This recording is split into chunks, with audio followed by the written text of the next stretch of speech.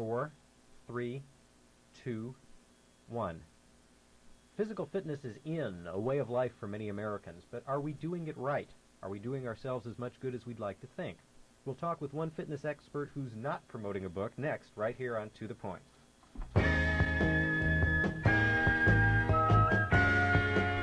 To the Point.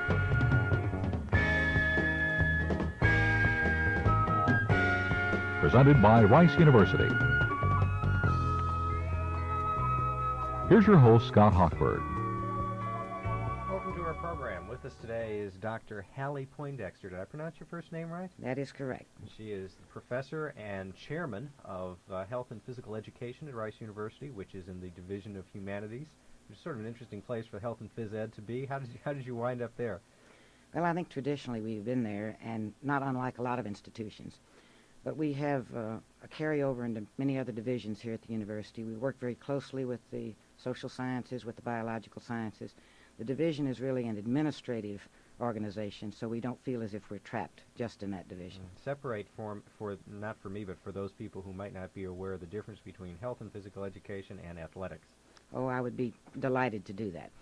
Health and Physical Education on the Rice campus is an instructional unit. We are an academic area in which we do professional preparation training, meaning preparing people for career opportunities in health and physical education. We do a service component, which means that we work with the sports, games, lifestyle training for all the students on the campus.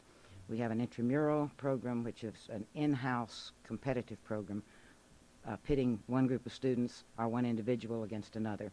We have a wide variety of activities.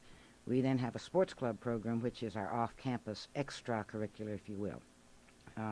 In contrast, the athletic program, which is on this campus called a cost center, they generate funds, is a very competitive program in which the intent is to display competitive prowess in athletic events in the Southwest Conference, and we are, of course, affiliated with the Southwest Conference. That's quite another story, a very interesting one about how the program has emerged, particularly for the women on this campus in the last few years. But that's not our story today. That's not our story today, but we'll have to get you on to talk about that someday, because I know that's quite a long and involved situation. You talked about your program for the students here in terms of getting them involved in all the various different sports that you get involved in the intramural program. When I was here as a student, one of the things that impressed me about that whole department was the emphasis on not, quote-unquote, making a man out of you, but in giving you some skills that you could take with you and use and enjoy the rest of your life. Is that still where the emphasis is? Very definitely. One of the concepts we have here is to develop, well, we really have a program that hopefully is intended to help people establish lifestyle behaviors. And we think sports and games are an integral part, really subculturally, in this country. So we try to introduce them to activities which will be recreationally satisfying, which also will give them the fitness avenues, if they will. We are not in any way intending to make highly skilled competitors out of our people. The avenues are there if they choose to go that way, but that is not our focus. Our program's changed a little in the last few years based upon the interests. We now have outdoor education, hiking and camping. We have scuba, karate, any number of things that were not popular in the program perhaps 10 years ago. We still have the traditional racquetball, handball, squash, tennis. So we have a very broad offering for a relatively small student body. We have a faculty that's specialized in those kinds of things, as well as in their professional programs. Why do people seem to have to rediscover physical fitness after they get out of college? You're real active when you're in school just by virtue of walking to classes and bicycling around, and then you get out, and it seems like a few years later when the waistline starts growing, it's time to get back into it. What happens there? Well, I think what happens is just the pressure of time. We do the kinds of things that we feel are imperative at that particular time in our life. When you finally graduate from this institution, you're out, you have a vocational bent. And then often you're starting a new kind of personal life with marriage or establishing your own home. So the time constraints. I do believe, however, we can take a little bit of the blame for that. If we were doing our program, and any program, whether it be in our institution or in public institutions, junior high school, whatever, if we were doing it properly, we would have committed people to a wellness preventive kind of a program. I think we're doing a much better job of that. And if I may, I'd like to interject that I obviously speak from the physical point of view primarily because that's my training and my background. But I would also like to mention that there are really three other aspects. If we were to have a real quality of life improvement, we'd have very definite concerns for regular exercise, certainly a well-developed proper nutritional program, stress management, which is becoming very critical, and then some kind of an understanding of control of substance abuse. That doesn't mean hard drugs necessarily. It means tobacco, alcohol, or most anything that can be sort of addictive or to which you become committed. Now, our focus in our program and our concern, of course, is on the exercise and the nutrition. But we're branching out. I'm thinking very seriously that we will begin to do some work in stress management, because Rice University is a stress-producing institution. And I think the people that come out of Rice University tend to take the stress with them as much as anything else. We could not agree more. How do you know if you are somebody who should be managing their stress better? Well, everyone should be. There's no doubt. Even those people whom we call in the jargon of a collegiate student, the laid-back type is still a stressed individual. Type B personality. Type B personality. He may just be avoiding pulling the covers over his head, or she. Nearly everyone has indicators of stress. I have mine. I'm sure you have yours. If you lived as long as I have, you pretty well have come to know your own system. There are those people who begin to overeat. There are those who avoid eating. There are those who begin to sleep too much. There are those who can't sleep. So they're different indicators. And of course, one of the growing training commitments of industry now is in stress management. They're losing lots and lots of man-hours to people who are simply stressed. We call it burnout. And we see it frequently in athletes. We see it frequently in the undergraduate student. A student comes in, withdraws from the institution simply because he says, I just had enough. I can't take it. I'm just up to here. Well, it's interesting that you mentioned the athlete, because one of the things that you hear as being a cure for stress problems is to go out and start exercising. An athlete certainly exercises almost constantly. What makes the difference? What are some of the other releases? Obviously that's not the answer. Well, no, it's not the answer, because that's a full-time commitment. We find that stress management or stress reduction has to be something that is somewhat therapeutic from what you're normally doing. For example, it's a misnomer. It's a misconception to think that exercise is a stress reducer. Not so at all. For example, if you're a highly competitive individual and I ask you to go play a game of racquetball with me, and you're bound and determined to compete and beat me, that may be stress-producing rather than stress-reducing. So we find that in the athlete's case, he's under constant pressure, or she is under constant pressure of training. There's always the threat of injury, which would jeopardize his collegiate career or her collegiate or even after college career. So that is a stress-producing kind of a situation. Some people really should find avenues other than competitive activities. There are those who, instead of trying to compete in racquetball or tennis, should go out and run or should swim against no competition at all except their internal clock. How do you figure out what's good for you? You mentioned 4 different areas that you should be paying attention to.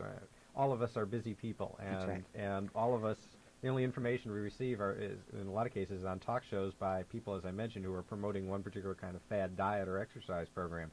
Where do you turn? Where do I go if I want to find out what I should be doing?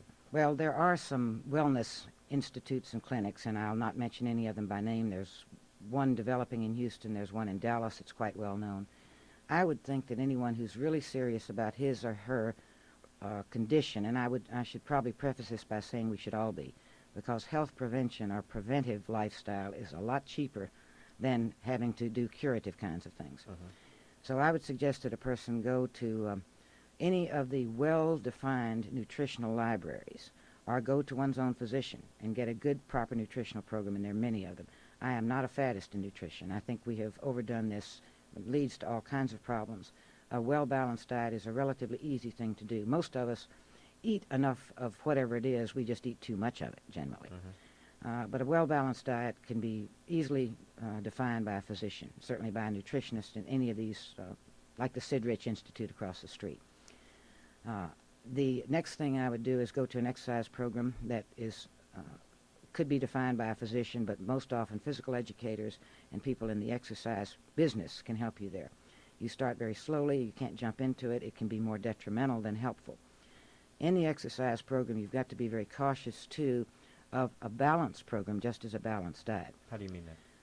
you have lots of systems in the body. You have the cardiorespiratory system, you have, of course, the circulatory system, the digestive system. All of these systems should be somehow assisted by the fitness or the exercise program. For example, if you're concerned about cardiorespiratory endurance, you should talk about running or distance swimming. If you're concerned about muscular strength and endurance, you have to consider weights, or you have to consider something of that nature.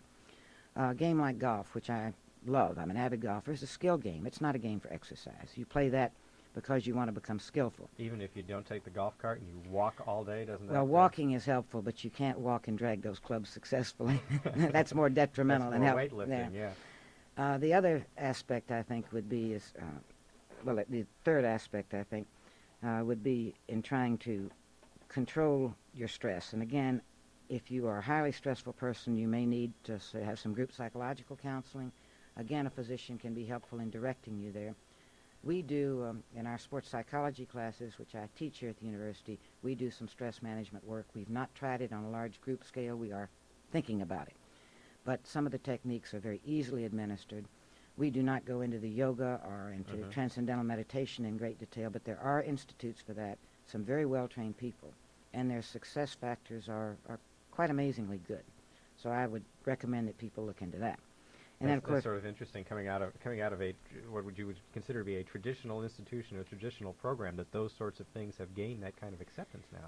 In fact, this summer we have a program where we have a young man teaching yoga in our summer program, and he is absolutely excellent, and the people who have experienced his work tell us that there is a real transcending, there's a real rejuvenation. I don't speak with any authority there, so I best not go into it. Then the last thing, and I don't know that it's appropriate here, if you have commitments to use of drugs, and these drugs are, in the broadest term, anything from alcohol to tobacco to the harder drugs, I think perhaps professional help is certainly needed. Many people can stop the use of these things by themselves, but most successfully, I think, it's done with some outside intervention. And there are many places now where you can turn, even if the problem is minor, you can get a lot of help.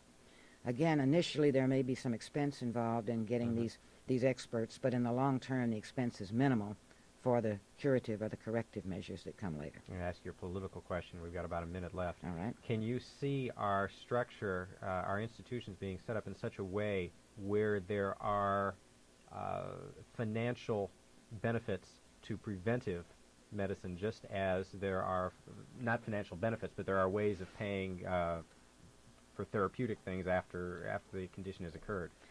Yes, I see this coming. In fact, I think you'll find, even at this institution, we have put in some money from our health service for psychiatric care. And that psychiatric care can be all kinds of things, like good counseling, just someone to talk with. I think industry and business is now rewarding the individual. You can get less insurance premium, or smaller insurance premium if you're a non-smoker, a smaller insurance premium if you do not drink, if you have a regular exercise program. Yes, I think it's coming. I think people must reward those people who take their own lifestyle wellness into consideration.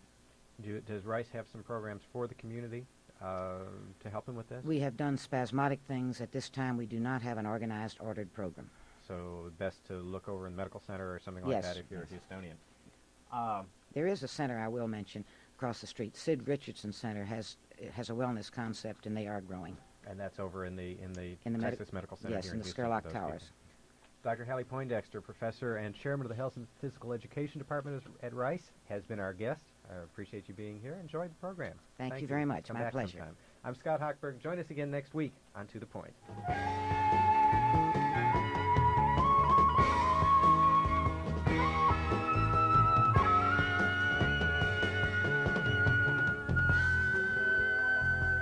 To the Point is produced by Rice Information Services in the KTRU studios at Rice University. To the Point is distributed statewide by the Texas State Network.